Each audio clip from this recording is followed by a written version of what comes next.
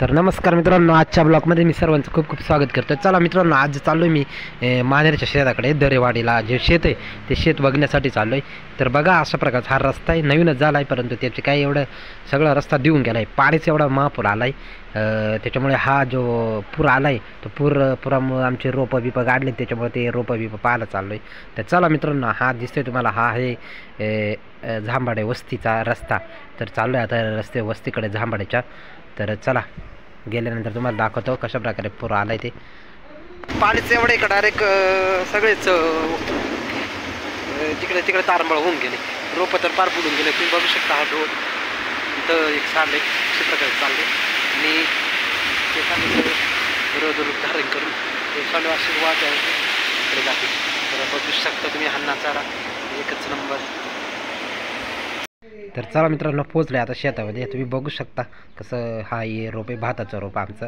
तर काही एवढं सगळं पातळ होऊन गेलं आहे काही भाताच्या रोपाला काही. आणि बघू शकता वरचा ओढा, हे वारगुशीकडून ओढा आला आहे, तो ओळ आला आहे. तो ओळ बघू शकता, ती झुरी आणि ही थेट आमच्या डायरेक्ट वावरात जाते. तर तुम्ही बघू शकता इकडं जे नानाचं रोप आहे ते पार पाण्याखाली दबून गेलं आहे त्याच्यामुळे. तर असा हा ओळ हा डायरेक्ट मसा बस्तीला ओळ मिळतो. तर हे बस बघू शकता रौद्र रूप असं धारण केलं. चला मित्रांनो, आज आलतो दरेवाडीच्या शेताकडे.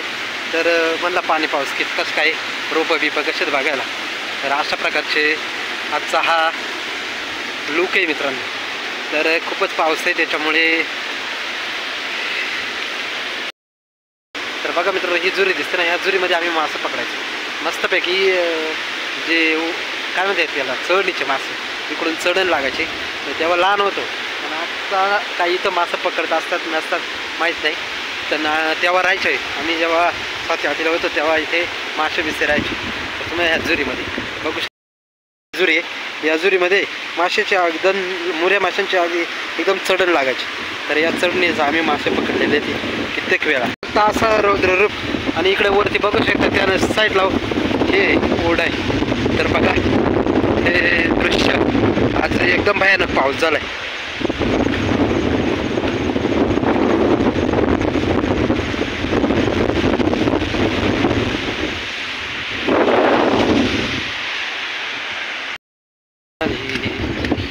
तर बघू शकता या बांधावरून आम्ही चाललोय. तर सगळीकडेच पाणीच पाणी मित्रांनो.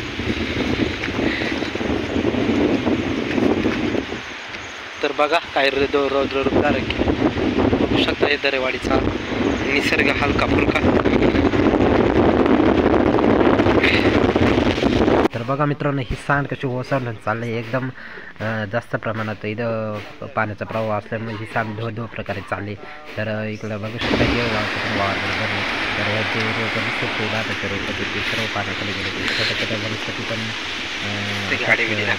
पण झालं. तर पण पाण्याचं ओढ्यामुळे सर्व वनस्पती कोंडल्या नाही येते. तर बघा मित्रांनो, अशा प्रकारे हा हिरवगार वातावरण. तर बघा इथं एकदम सांड खचून गेले.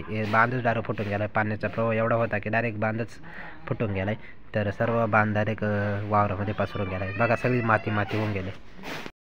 तर नमस्कार मित्रांनो, आत्ताच उन्हाळ्यामध्ये या रस्त्याचं काम चालू झालं, परंतु काम अर्धवट केल्यामुळे या रस्त्याची बघा काय दुरावस्था झाली. टाकली सर्व खडी सर्व वाहून गेले. त्याच्यामुळे या रस्ता अपूर्ण राहिल्यामुळे हा रस्ता करण्याचा काहीच फायदा झाला नाही. दरेवाडी मानेरीच्या दरेवाडीचा हा रस्ता आहे. तर धन्यवाद. मी प्रशासनाला विनंती करतो की त्यांनी लवकरात लवकर हा रस्ता पूर्ण करा. मित्रांनो, उन्हाळ्यातच आता हा रस्ता झालता. तर परंतु त्याच्यावर नुसती खडी टाकले, वर काय डांबरे बिंबरे काय टाकलं नाही. तर बघा हे एक रस्त्याची काय अवस्था झाली, संपूर्ण वाहून गेले. ती खडी विडी सगळं वाहून गेले. तर तुम्ही बघू शकता हा रस्ता, त्याची झालेली दुरावस्था. चला मित्रांनो, आता चाललो आहे घरी. तुम्ही बघितला कसा महापूर आलता. आणि आता हा आहे मुरंब्याचा दस. हा दस उतरतो आहे. आताच नवीन रस्ता झाला आहे त्याच्यामुळे काही एवढा चांगला नाही आहे, पण हळूहळू उतरतो आहे हा दस. तर आजचा व्हिडिओ कसा वाटला, मी तर गावात गेल्यानंतर गावाचं दृश्य सांगतोच, तुम्हाला दाखवतो गावामध्ये काय म्हणजे काय कसं वातावरण आहे. तर खाली बघू शकता तुम्ही, सगळीकडे एकदम ओळच आहे. इकडे दिसतं तिकडे ते गाव आहे, तिकडे बघा आमचं गाव आहे मानेरे गाव. आणि इकडे हा रस्ता पूर्णपणे खचून गेला आहे. पावसाच्या अतिवृष्टी यामुळे सर्वच रस्ता खचून गेला आहे. तर बघू शकता तुम्ही. आणि आता चाललो आहे घरी. तर चला मित्रांनो, हा हिरवगार वातावरण तुम्ही बघू शकता. इकडे वरती आहे ती दिसते ती दरेवाडी. आणि तर चला मित्रांनो, गावामध्ये आलो आणि थांबलो, इथे थांबलो होतो दुकानामध्ये. तर बघू शकता शेळ्या पण घरी चालेल. आता संध्या 5-6चा टायमिंग झाला. शेळ्या पण घरी झाल्या. चला मित्रांनो, थांबतो इथेच. आज व्हिडिओ कसा वाटला